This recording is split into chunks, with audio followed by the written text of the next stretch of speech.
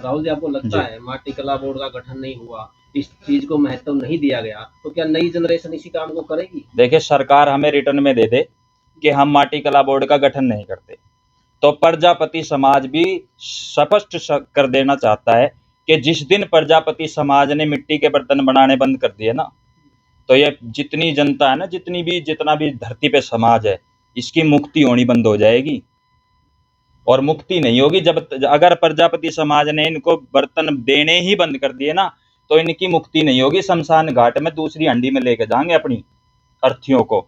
तो मैं आपके चैनल के माध्यम से कह देना चाहता हूँ, या तो सरकार माटी कला बोर्ड का गठन कर दे, और अगर नहीं करना चाहती है तो रिटर्न में दे दे। इसका जवाब फिर प्रजापति समाज किसी के घर भी, और जितना भी समाज दुनिया के अंदर है, किसी को भी अपना बर्तन नहीं देगा, ना ही किसी को चाक पुजवाएगा, और ना ही किसी के मरण में अपने बर्तन देगा, और ना ही किसी के जन्म में अपने बर्तन देगा।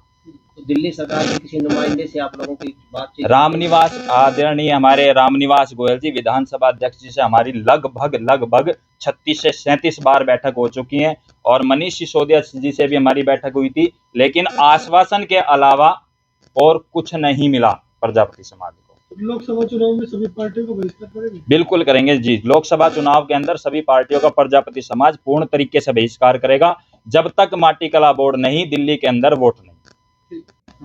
मैं अपने सभी प्रजापति समाज से एक निवेदन करना चाहता हूं कि बदल जाओ वक्त के साथ, या फिर वक्त बदलना सीखो, और मजबूरियों को मत कोसो, हर हाल में चलना सीखो। मैं अपने प्रजापति समाज से हाथ जोड़कर निवेदन करता हूं कि सड़कों पर निकलें और इन सभी सत्ता में बैठी सरकारों का विरोध करें, क्योंकि हमें एक शुद्ध भाषा में कुम्हार भी कह देते हैं। हम कुम्हार हैं, कुम्हार जाति से बिलोंग करते हैं। हम मिट्टी को गूंद कर उसका आकार बदल देते हैं, ये तो फिर भी सरकारें हैं।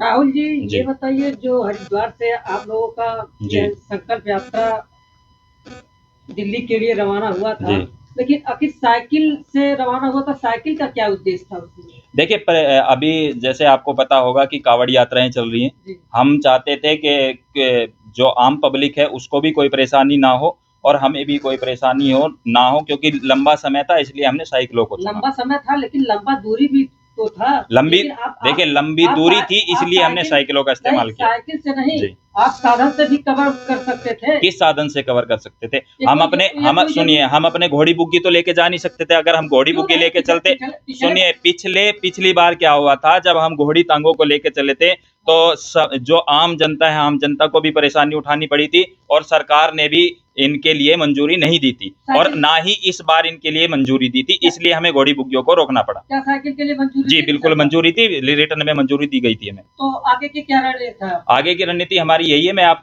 सभी के चैनल के माध्यम से यही कहना चाहता हूँ कि जितना प्रजापति समाज है वो दिल्ली के अंदर एकत्रित होगा, और इन सत्ता में बैठी सरकारों को सबक सिखाने का कार्य करेगा। क्या 2024 के पहले करेंगे कि 24 के बाद करेंगे?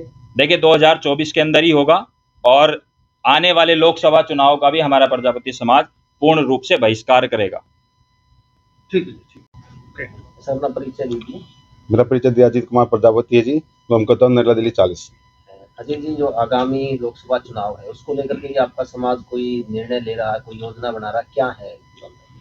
हमारी समाज योजना जो बना रहा है, हमें जो अपना जो माटी कला बोर्ड का है उसके लिए योजना बनाई जाए, क्योंकि माटी कला बोर्ड हमें 1-1.5 साल पहले कदम उठाया था, जो कि भी सरकार के पास पहुंचने के बाद भी उन्होंने ऐसा ढीला वो कर दिया कि हमारा माटी कला बोर्ड कोई काम नहीं हो रहा है। तो आप लोकसभा चुनाव का बहिष्कार करेंगे? लोकसभा चुनाव का बहिष्कार भी करेंगे, और 2024 के चुनाव में भी करेंगे। क्या मांगे हैं आपकी माटी कला? हमारी मांगे माटी कला बोर्ड की मांगे हैं हमारी, क्योंकि हमारा जो समाज प्रजापति समाज है, जो हमारा जो बहुत पीछे रह रहा है, क्योंकि देखो हमारा समाज इतना पीछे रह रहा है कि हमारी कोई मांगे पूरी नहीं हो पा रही, कोई ना हमारी मांगे सुन रहा है। हमें माटी कला बोर्ड इस मारे उठाना पड़ा, क्योंकि हमारे कुमार जो काम करते हैं उन्हें ना तो कोई बीमा है, ना कोई उनका इंश्योरेंस है, चाहे काम करते करते उनको कुछ भी हो सकता है। आपको लगता है कि माटी कला बोर्ड का गठन नहीं हुआ तो नई जनरेशन ये काम छोड़ करके दूसरे रोजगार की तरफ चली जाएगी? नहीं, अपनी जो माटी कला अपना काम उसको क्यों छोड़ेंगे हम? क्योंकि हमारा माटी कला जो हमारी मुस्लिम पुराने से चला रहा है, तो उसको हम नहीं छोड़ सकते, क्योंकि हमारा जो बोर्ड बनाएगी सरकार, जब भी हमें आगे सुविधा मिलेगी। सर, अगर स्टेट में माटी कला बोर्ड का गठन हो गया है, दिल्ली में नहीं हो रहा है, अदर स्टेट में क्या लाभ मिल जा रहा है माटी कला बोर्ड का गठन करने से? जैसे उनको बोर्ड बनाया गया, उनका बोर्ड बनाने के बाद उनकी जैसे कि कंपनी खोल दी गई, उनको जैसे कि बेरोजगार है उनको काम मिल गया। एक फैक्ट्री खोलने से, गोदाम खोलने से उनको कम से कम 20 बंदों को, 25 बंदों को काम मिलता है उसके अंदर। लेकिन माटी कला बोर्ड हरियाणा में गठन हुआ है